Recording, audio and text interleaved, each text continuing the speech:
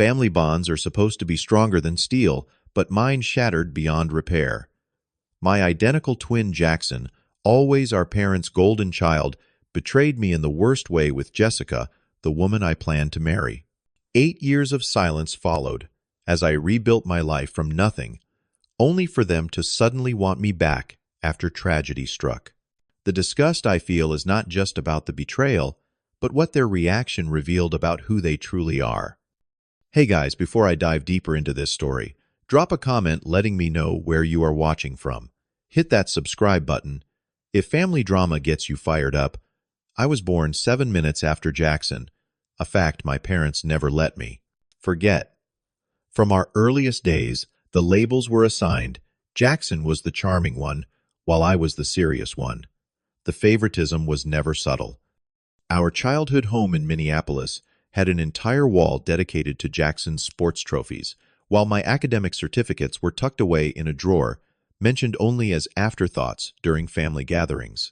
The incident with my grandfather's watch was when I first truly understood how different our worlds were. We were 10 years old when Jackson was playing catch indoors, something we were explicitly forbidden to do. He knocked over the display case containing our grandfather's antique pocket watch, shattering the glass and damaging the timepiece beyond repair. My father simply ruffled his hair and said, "Boys will be boys." 3 months later, when I brought home a B+, instead of my usual A, I was grounded for 2 weeks for not living up to my potential. Christmas mornings told the same story. Jackson would unwrap the latest gaming system or expensive sports equipment, while I received practical items like clothes or books. One year, he got a brand new mountain bike, while I received a scientific calculator because Andre needs to focus on his studies.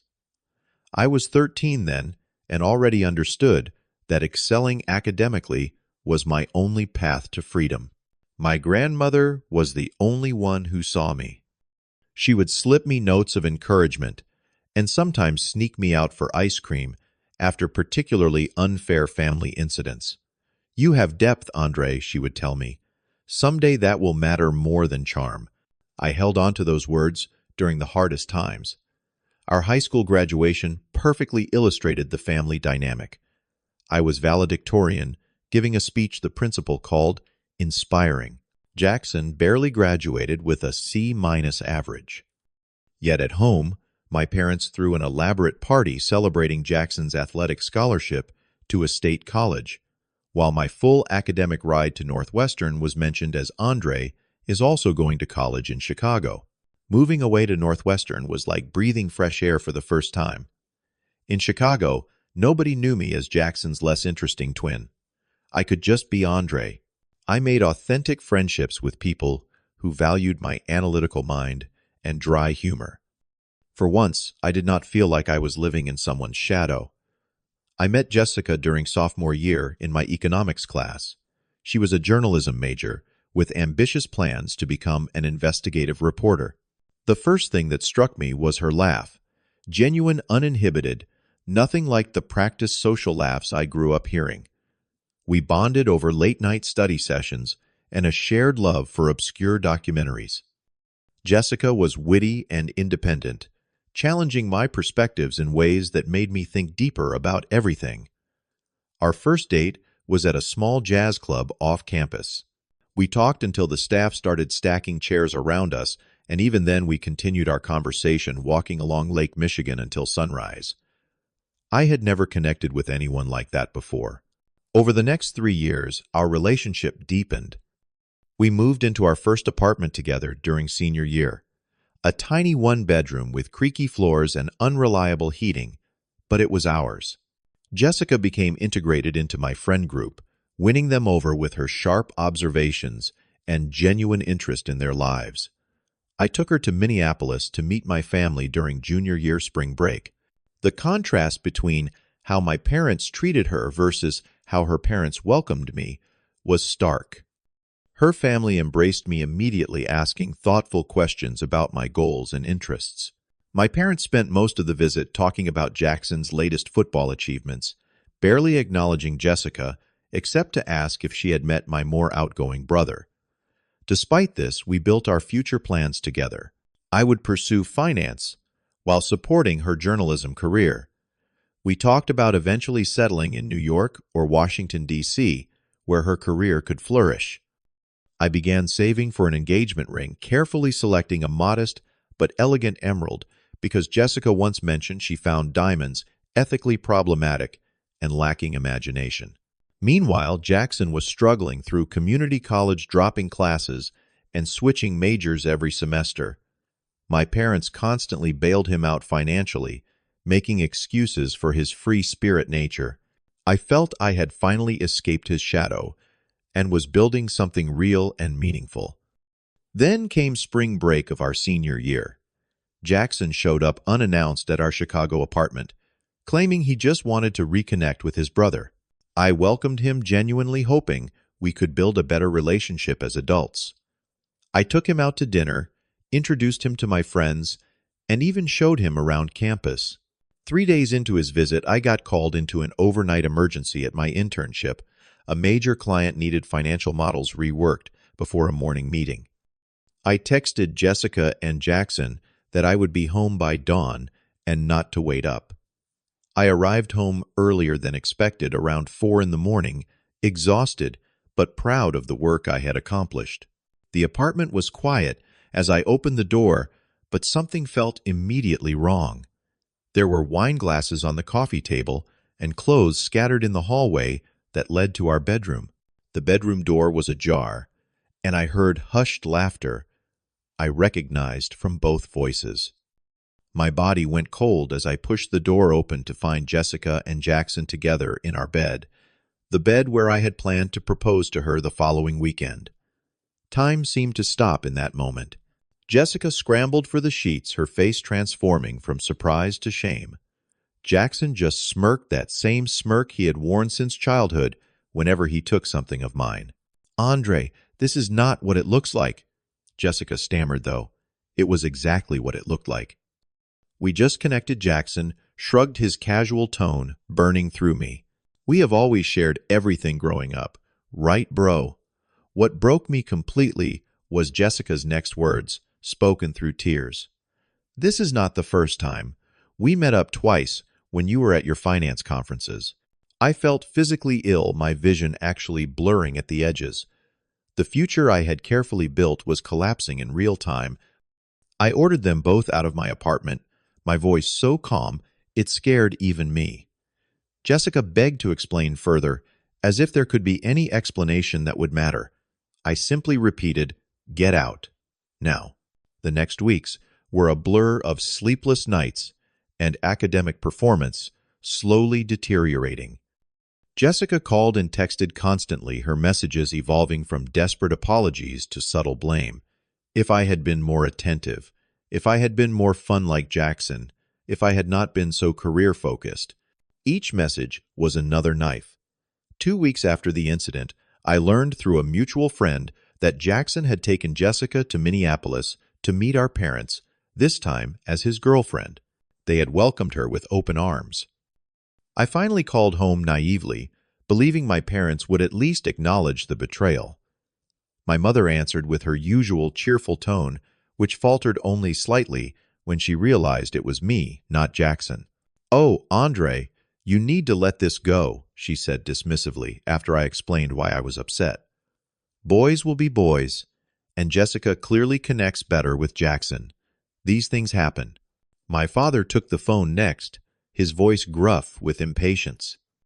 "Son, you need to man up and not make this such a big deal.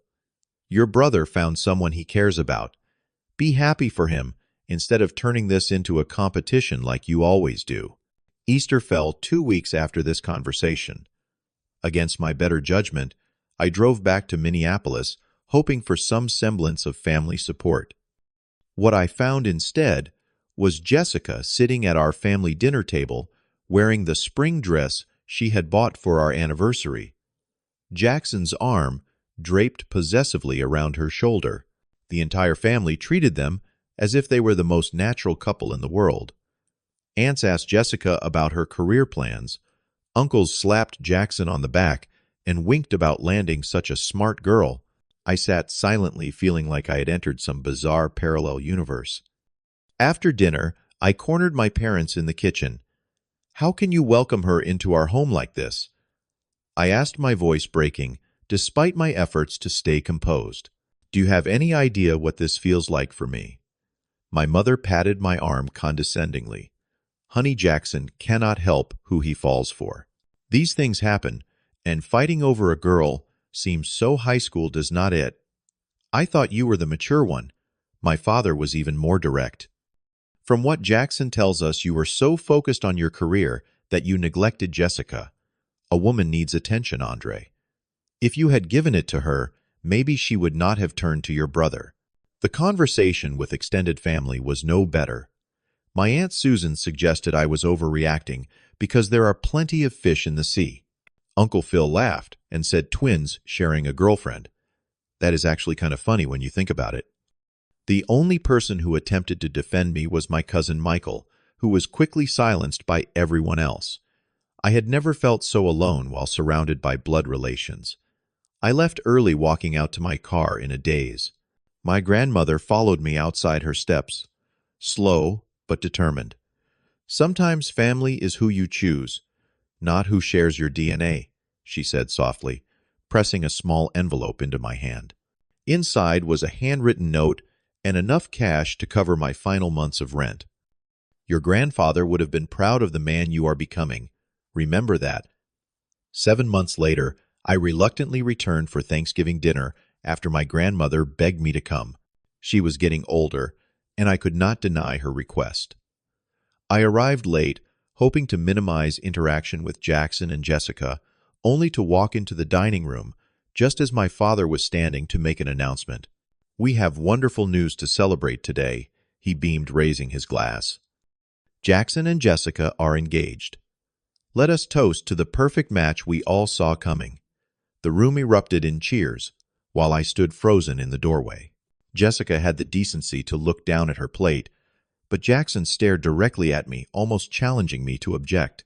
On her finger glinted a diamond ring, far more expensive than anything I could have afforded, clearly purchased with my parents' financial help. I quietly walked to the kitchen, needing a moment alone.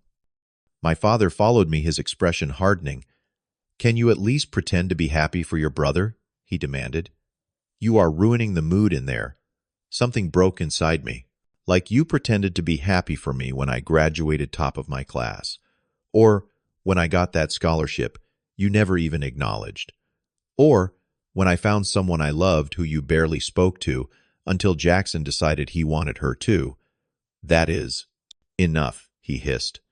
"You have always been jealous of your brother. Always competing. Always keeping score. Competing, I never had a chance. Jackson breaks things, you laugh it off. I get 1B. I am grounded. Jackson fails college classes, you pay for more. I work multiple jobs to avoid student loans. Not once do you offer help. This is not about Jessica. This is about years of you treating us like Jackson is golden and I am just there." My mother appeared in the doorway, Jackson lingering behind her with that infuriating smirk. "Your father is right," she said. "This attitude needs to stop. We are celebrating your brother's engagement today." My father's face reddened as he delivered his ultimatum. "You have a choice to make right now, Andre. Either accept your brother's happiness and be part of this family or do not come back. I am tired of your constant negativity." I looked at each of them.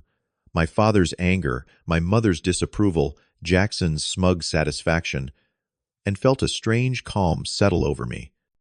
"I choose self-respect," I said quietly. "Congratulations on your engagement. I will not be attending the wedding." I walked out while they continued their celebration. My grandmother met me at the door, tears in her eyes. "This is not forever," she whispered, hugging me tightly. "They will realize what they are losing." As I drove away from my childhood home, I knew with absolute certainty that I would not return. The hardest part was not the betrayal by Jessica or even Jackson. It was finally accepting that my parents had never really seen me at all.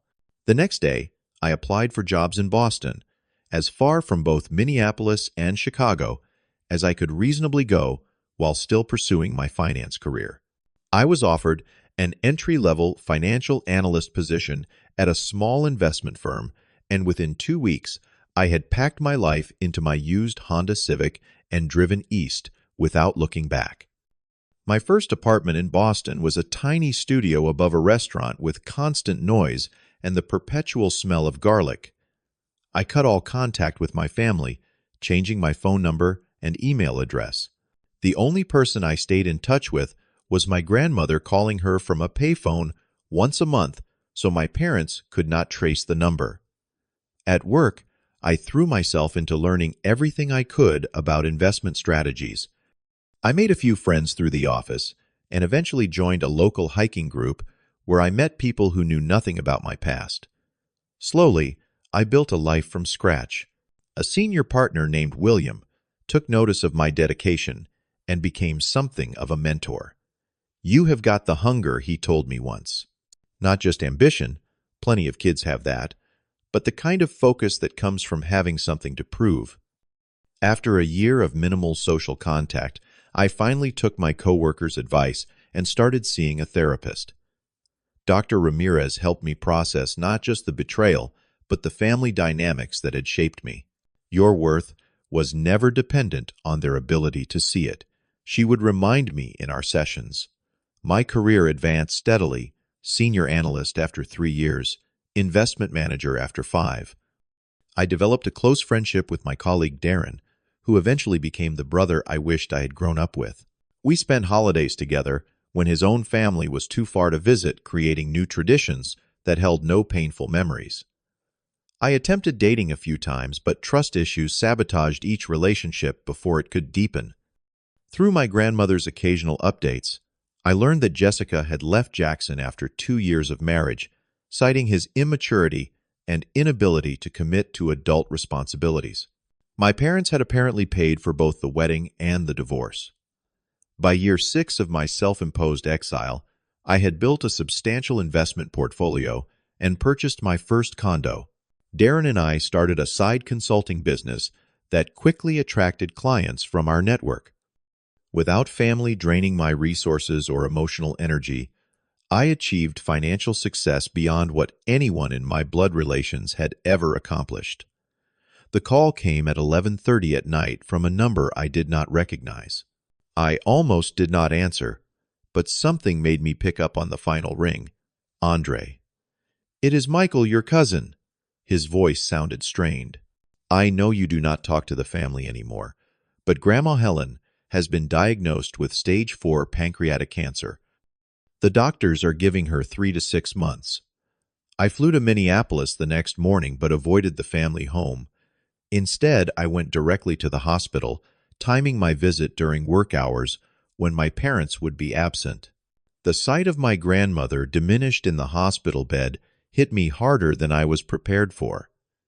Her face lit up when she saw me, though, and for a moment she looked like her old self. "My brilliant boy," she whispered, reaching for my hand. "I knew you would come." During that first visit, she confessed something that broke my heart anew. She had been keeping track of all my achievements through the financial papers and alumni newsletters, but had kept them from the rest of the family to protect my peace. "I knew they would find a way to diminish your success or claim credit for it," she explained. "You deserve to build your life without their shadow."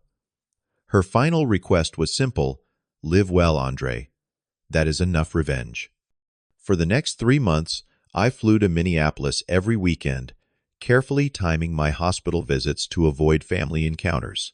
I was sitting beside her, holding her paper-thin hand, when she took her final breath on a quiet Tuesday morning. The funeral was scheduled for Friday, the same day as a crucial business presentation I had been preparing for months. I knew this was not a coincidence. My parents would have checked my company's public events calendar. Still, I rescheduled the presentation and flew back for the service. I stood at the back of the church watching as family members I had not seen in 8 years filed in. My parents looked older gray now, touching their hair. Jackson had gained weight, his once athletic frame now soft around the middle. They all froze momentarily when they noticed me, whispers spreading through the pews.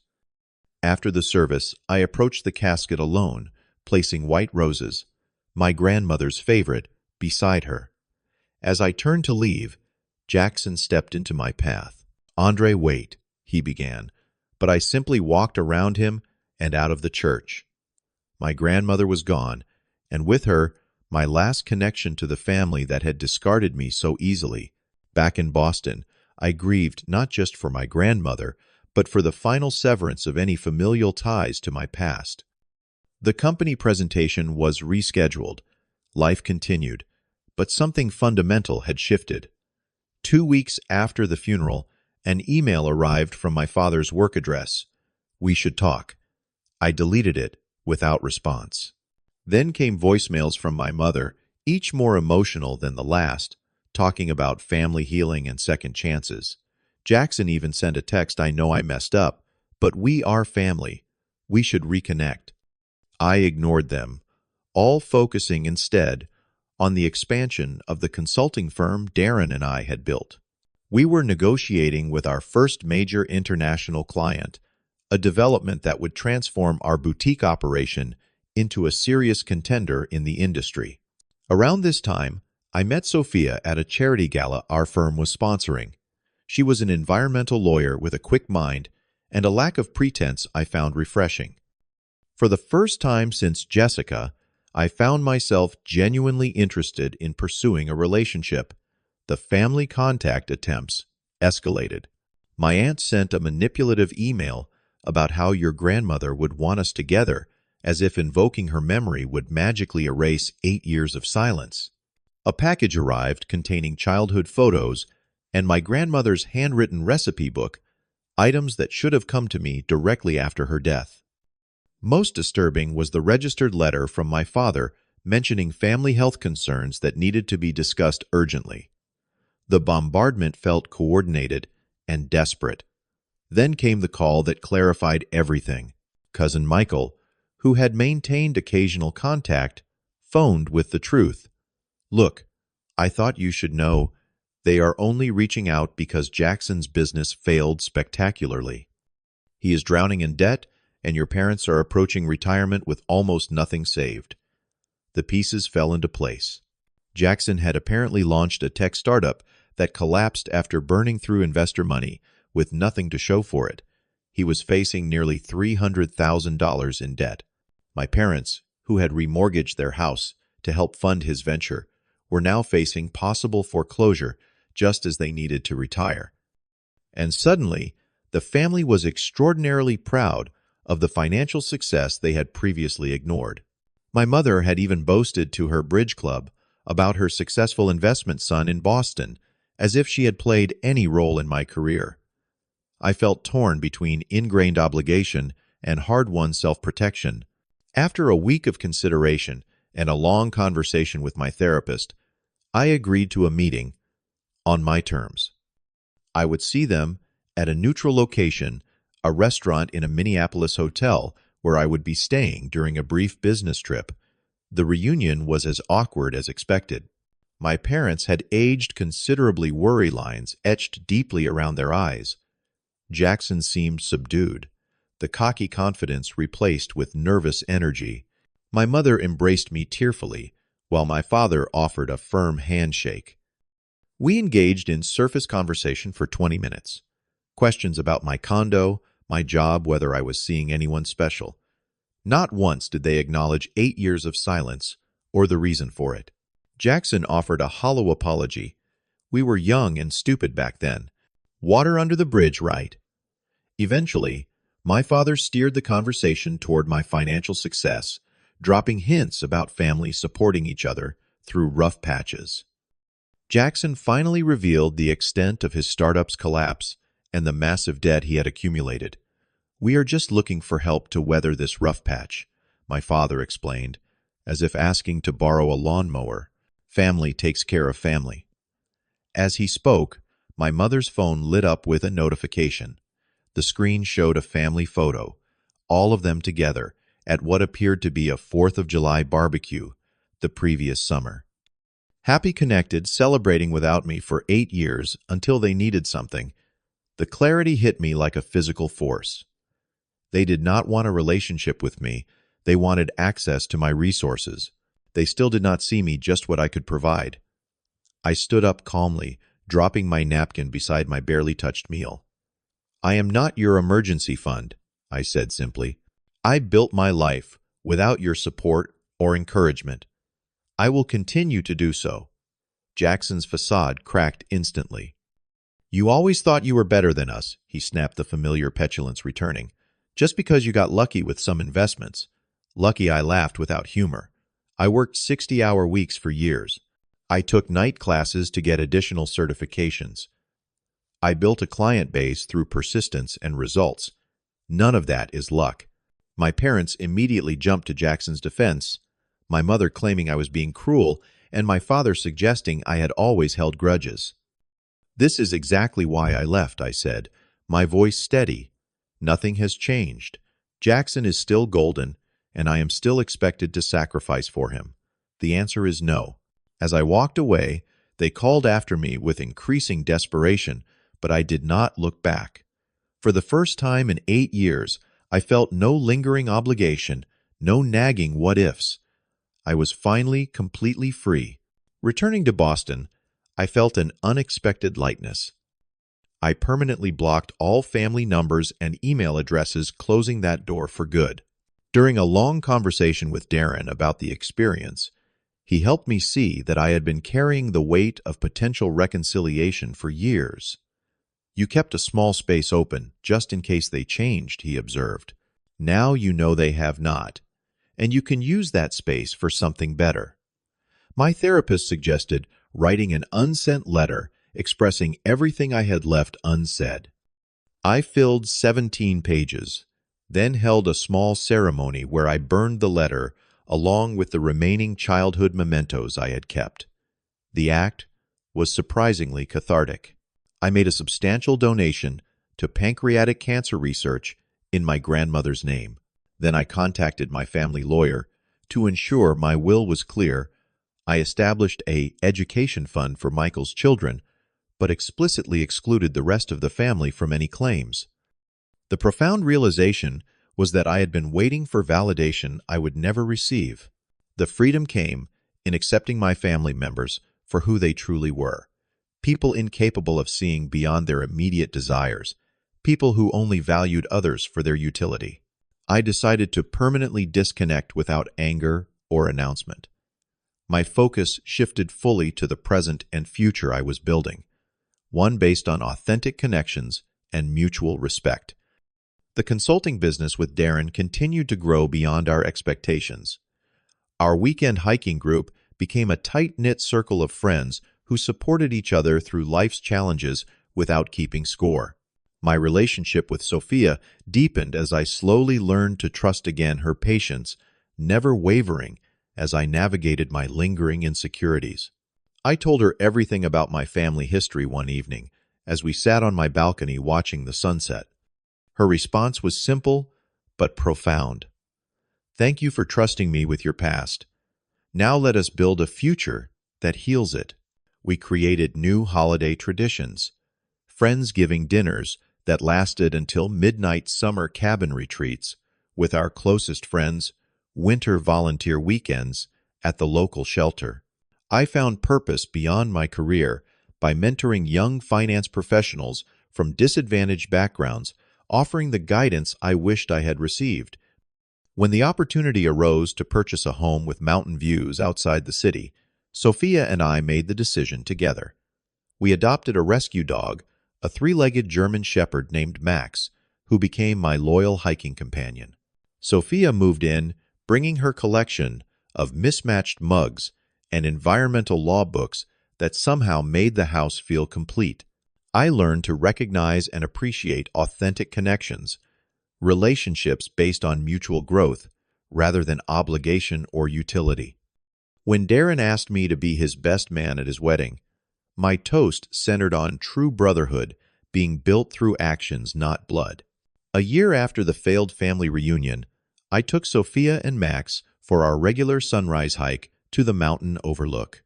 As we watched the golden light spread across the valley below, A letter arrived from cousin Michael Jackson, had officially declared bankruptcy, and my parents were selling their home to cover remaining debts.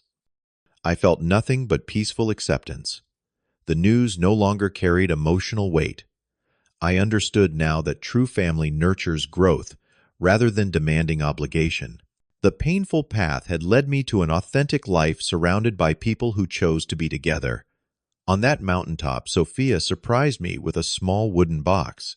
Inside was not a traditional ring, but a handcrafted band made from my grandmother's silver serving spoon, which Michael had secretly sent her at my request. "I thought we might start our own family legacy," Sophia said softly, "one based on seeing each other clearly." Standing there, I realized the profound truth that family is defined by actions, not blood. The freedom I found came from choosing connection rather than accepting toxicity. My future would not be defined by my past, but built deliberately through love, respect, and honesty. Guys, has your family ever expected you to be the rescuer after treating you poorly? What would you have done in my situation? Drop your thoughts in the comments. And if this story resonated with you, please hit that like button and subscribe for more real-life experiences. Sometimes the hardest decisions lead to the most authentic lives. Thanks for listening, and remember, you deserve people who truly see your worth.